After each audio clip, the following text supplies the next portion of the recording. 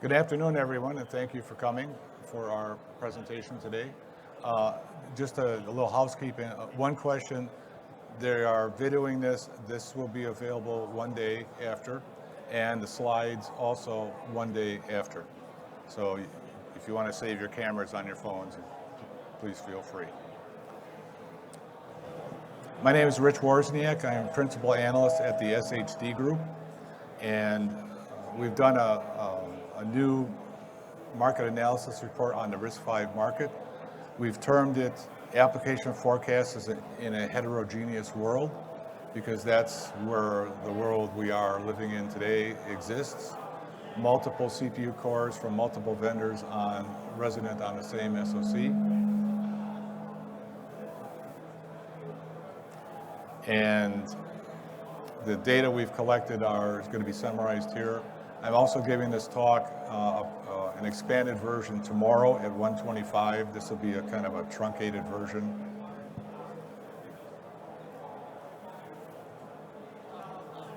A little louder? Okay. So I also want to thank the RISC-V Association for the opportunity to present our data. They cooperated with us in the collection of this, talked to the membership. So I appreciate their time and their effort on our behalf. So I think you probably saw this slide from Callista's presentation this morning. Basically, it talks about the penetration and the growth of RISC-V SoCs by 2030. We think it's over a 40% compound annual growth rate, about 16 billion SoCs by 2030. Obviously, it's coming from a very small base, so the compound annual growth is very high.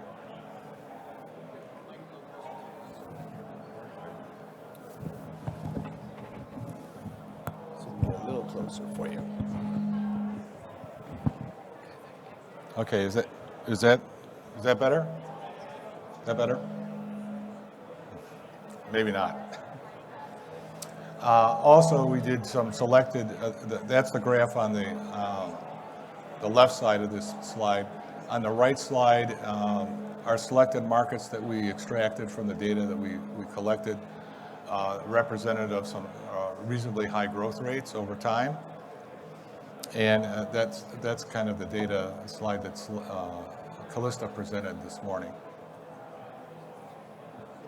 The story on RISC-V is really growing in volume and importance. RISC-V now can be found in higher end applications. This slide talks about some architectures that people have put together using RISC-V, a data center application, enterprise storage and computing, and then some MCU consumer and application processors for edge computing. No longer are we talking about lower complexity parts. Excuse me, sorry about that.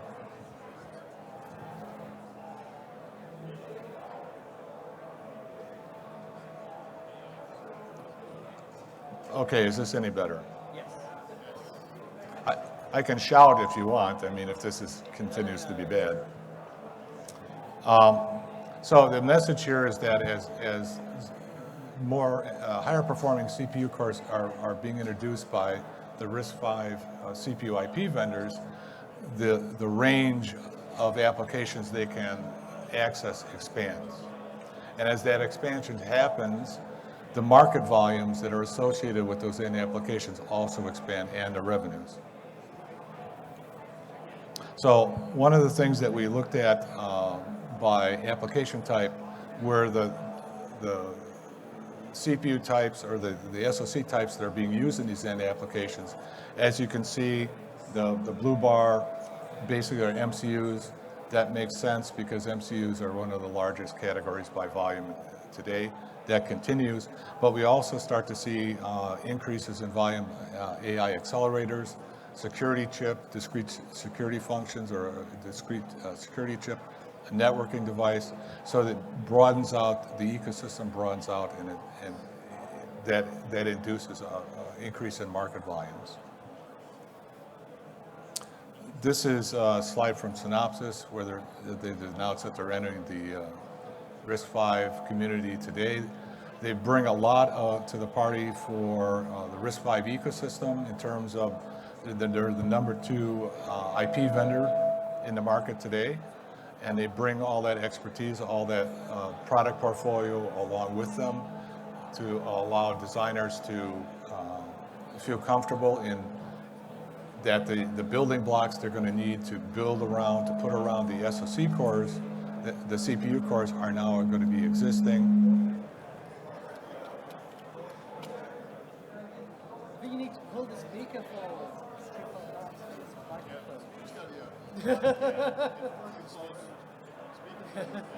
How about that?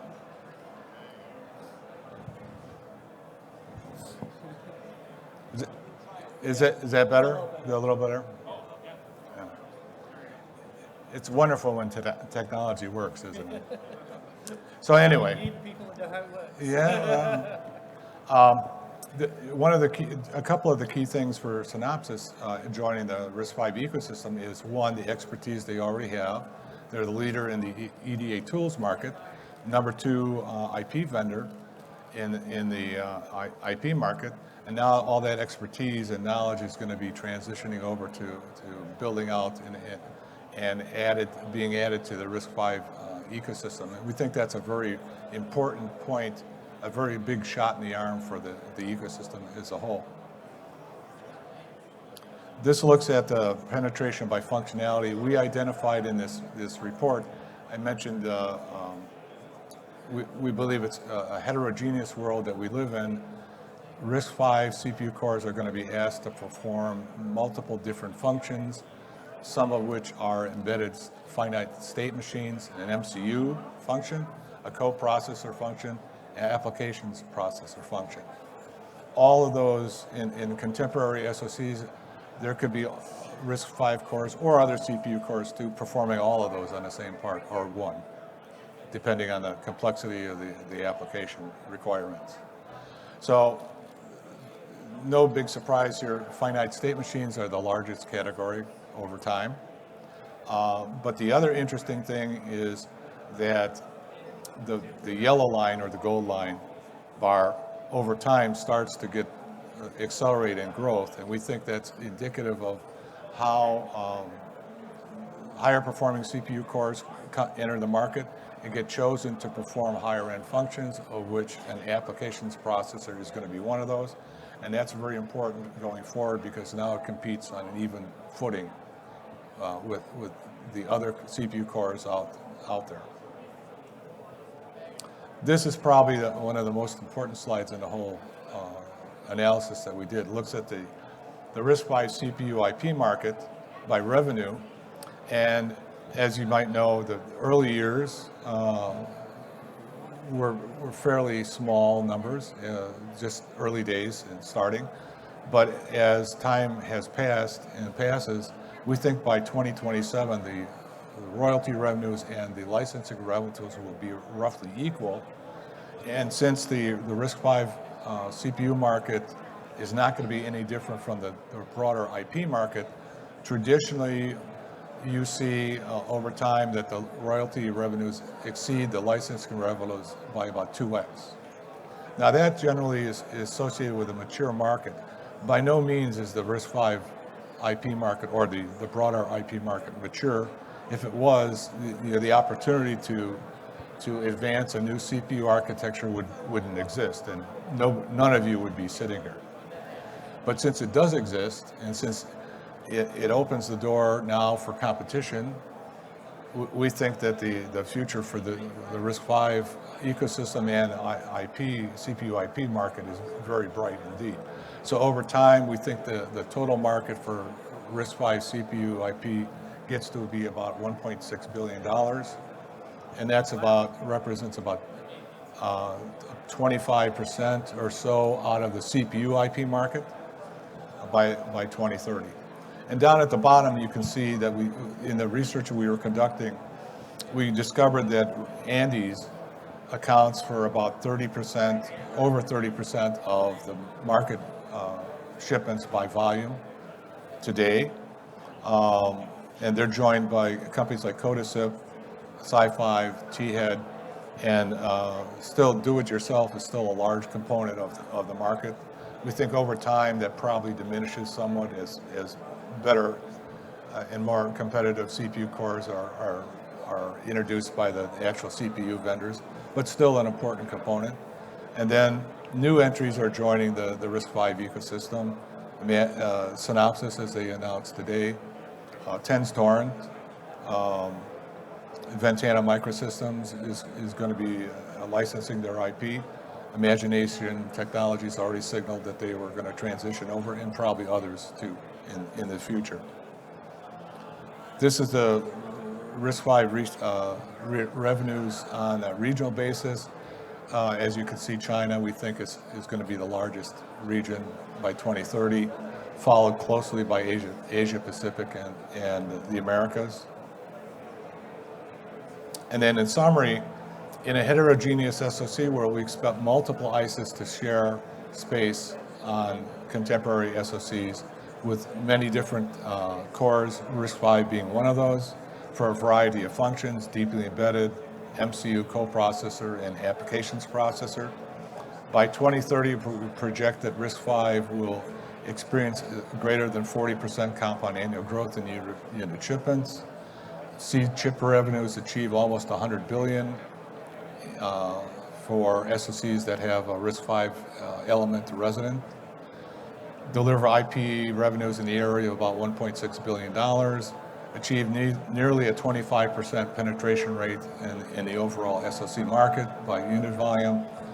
And we believe RISC-V adoption is projected to be the highest in consumer and computer applications going forward. We think a large component of the computer application today, in the early days, are SSD flash drives. That probably changes over time as more powerful CPU cores are introduced and get adopted into higher performing applications, and the market volume starts to build. So slowly there's a transition from one to the other. And we think that the penetration in RISC-V in data center and other higher end applications accelerates starting around 2025 and continues through 2030 and beyond. The RISC-V CPU IP vendors continue to increase the performance, as I mentioned. That makes a lot of sense. Competition fosters innovation, and you couldn't look at any other market and not see the innovation, the same level of innovation that occurs in the RISC-V market. It's very, very high, and that's good. That's beneficial for the market. And one thing I didn't factor in here is chiplets. Chiplets represent a very large opportunity for RISC-V going forward, probably for accelerators and other functions that we identified also. Same for large language models. Those are going to be introduced, and when they do, applications that people are going to want to run, probably on all the end product devices, require new silicon, higher performing silicon. That's another opportunity for RISC-V in the market going forward. So a word about the new report. Thanks to the sponsorships of leaders from the RISC-V community, a free version of this report is going to be widely and openly distributed to thousands of interested readers. Full version, unfortunately, is over 200 pages, which if I have any hair left, it'll be amazing by that time. It will be available to the sponsors and for sale.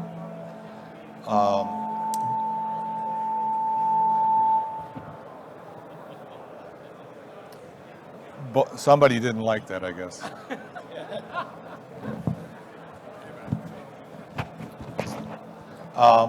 Both versions are going to include a RISC-V ecosystem directory. This is going to include information for sponsors and other companies that are willing to participate. We welcome and encourage any companies in the RISC-V ecosystem to complete an online company profile by visiting our website at the SHD group. to be included in directory. Limited sponsorship openings are still available. That includes a full version of the report, as well as a promotion in the free version and other benefits. And for more information, please contact sponsorships at the SHD group.